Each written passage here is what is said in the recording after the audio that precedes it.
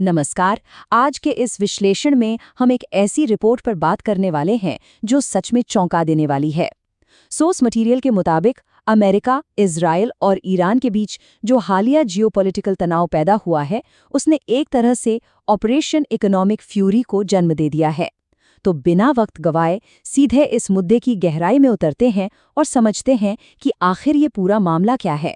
सबसे बड़ा सवाल तो यही उठता है कि क्या दुनिया इस वक्त सच में एक अदृश्य आर्थिक युद्ध यानी एक इनविजिबल इकोनॉमिक वॉर लड़ रही है।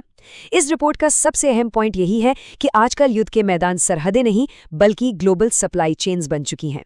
एक ऐसी स्थिति बन गई है जहां गोलियां तो नहीं चल रही हैं, लेकिन इसका सबसे बड़ा खामियाजा सीधे तौर पर रोजमर्रा की जिंदगी जीने वाले आम उपभोक्ताओं को भुगतना पड़ रहा है।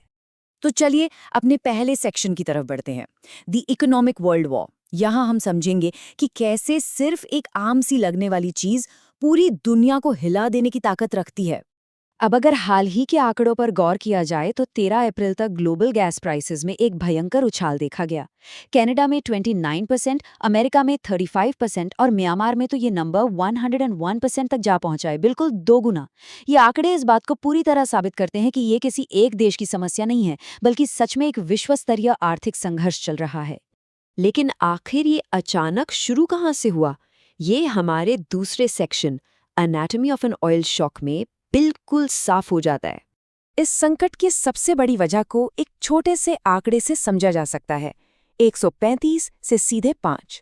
स्ट्रेट ऑफ हॉर्मुज, जो कि दुनिया में तेल की सप्लाई का सबसे महत्वपूर्ण रास्ता है, वहां से रोजाना गुजरने वाले जहाज 135 से घटकर अचानक सिर्फ 5 रह गए हैं।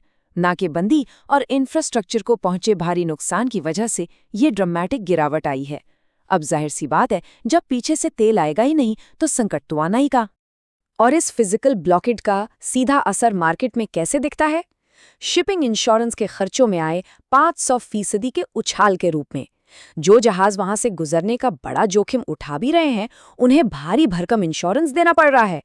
ये बढ़ा हुआ खर्चा आगे चलकर भयंकर महंगाई यानी कॉस्ट पुश इन्फ्लेशन को जन्म देता है। और यही वजह है कि दुनिया भर के सेंट्रल बैंक्स के सामने एक बड़ी दुविधा खड़ी हो गई है। इसे हमारा तीसरा section the central bank catch 22 बहुत अच्छे से समझाता है। ये बिल्कुल आगे कुआं पीछे खाई वाली स्थिति है। एक तरफ अगर ब्याज दरें यानी इंटरेस्ट रेट्स बढ़ाए जाते हैं तो आर्थिक ग्रोथ रुक जाती है।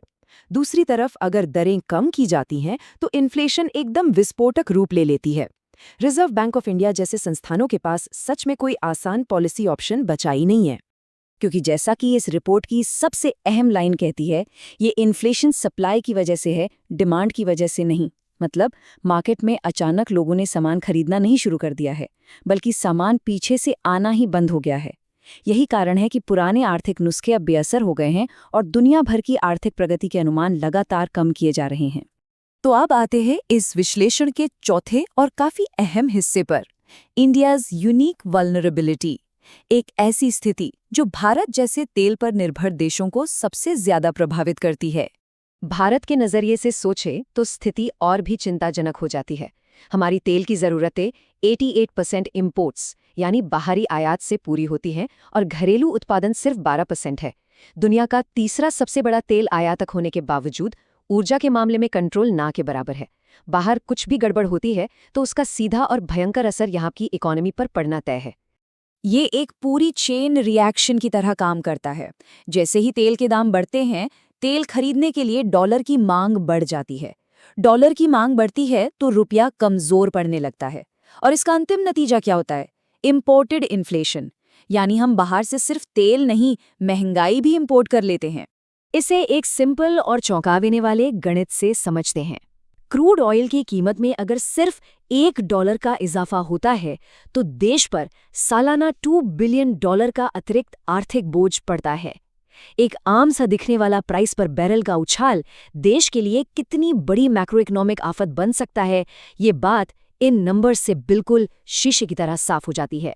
और इस पूरे जमाले का टोटल असर, अनुमान है कि ये आर्थिक नुकसान करीब $50 बिलियन तक जा पहुंचता है। ये सिर्फ नेशनल लेवल का नुकसान नहीं है, बल्कि उन पेट्रोलियम कंपनियों को भी भारी अंडर रिकवरी झेलनी पड़ती हैं, जिन्हें नुकसान उठाकर फ्यूल बेचने के लिए मजबूर होना पड़ता है। लेकिन इसका असर सिर्फ पेट्रोल पंप्स पर नहीं दिखता। हमारे अगले हिस्से sector casualties and hidden risks में इसका पूरा कोलैटरल डैमेज सामने आता है। अगर ध्यान से देखा जाए तो एयरलाइंस, पेंट्स, केमिकल्स, बैंकिंग और यहाँ तक कि आईटी डेटा सेंटर्स भी इस संकट का शिकार हो रहे हैं। कनेक्शन बड़ा सीधा है। पेंट और केमिकल इंडस्ट्रीज को रॉ मटेरियल मिलना मुश्किल हो गया है और power hungry IT data centres की लागतें आसमान छू रही हैं। सिर्फ एयरलाइंस इंडस्ट्री को ही ले लीजिए। किसी भी एयरलाइन का लगभग 35 से 40% खर्चा सिर्फ एविएशन फ्यूल पर होता है। एक तरफ तेल के दाम दोगुने हो गए हैं और दूसरी तरफ उनके जहाज़ों की लीज और मेंटेनेंस का सारा पेमेंट डॉलर में होता है। महंगा तेल और मजबूत डॉलर का ये कॉम्बिनेशन एयरलाइंस के लिए एक विशाल आर्थिक तूफान पैदा कर देता है। इसके अलावा एक बहुत बड़ा छिपा हुआ खतरा भी है। $181 बिलियन। ये वो विशाल रकम है जो फॉरेन इंस्टीट्यूशनल इन्वेस्टर्स ने इस संकट के माहौल में मार्केट से निकाल ली है। जब इतना बड़ा पैसा देश से बाहर जाता है तो करेंसी और कमज़ोर होती है और बॉन्ड यील्ड्स बढ़कर लगभग 7% के आसपास पहुंच जाते हैं।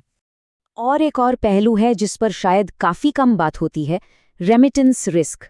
गल्फ देशों में चल रहे इस तनाव की वजह से बड़ी इंडस्ट्रीज बंद हो रही हैं और वहां काम करने वाले विदेशी मजदूर वापस लौट रहे हैं। इसका मतलब है कि करीब $50 बिलियन का रेमिटेंस फंड पूरी तरह से खतरे में है। लोगों का वापस लौटना आर्थिक स्थिति पर एक दोहरा प्रहार करता है। तो आखिर इस संकट का अंत कब होगा? ये हमारा आखिरी हिस्सा, the long road to recovery, काफी हकीकत के करीब लाकर दर्शाता है। इस टाइमलाइन को समझना बहुत जरूरी है क्योंकि इसमें कोई क्विक फिक्स यानी तुरंत चमत्कार नहीं होने वाला। अगर युद्ध आज और अभी खत्म हो जाए तो भी तेल की कीमतों को आम स्तर पर आने में 6 से 9 महीने लग जाएंगे। और सबसे बड़ी चिंता की बात यह है कि गल्फ रिफाइनरीज और एलएनजी प्लांट्स को जो तगड़ा नुकसान पहुंचा है उसे ठीक करके दोबारा चालू करने में 3 से 4 साल लग सकते हैं। तो अंत में ये विश्लेषण एक बेहद गंभीर और सोचने पर मजबूर करने वाला सवाल छोड़ जाता है। जब ये जियोपॉलिटिकल तनाव आखिरकार खत्म हो जाएगा, तब भी दुनिया भर की आर्थिक व्यवस्था इस लंबे समय तक चलने वाले नुकसान से कैसे उबारेगी? ये एक ऐसी हकीकत है जिसने ग्लोबल ग्रोथ पर गहरे निशान छोड़ दिए हैं। इस विषय पर सोच विचार करना सच में बहुत जरूरी हो जाता है। इस एक्सप्लेनर में बस इतना ही। धन्यवाद।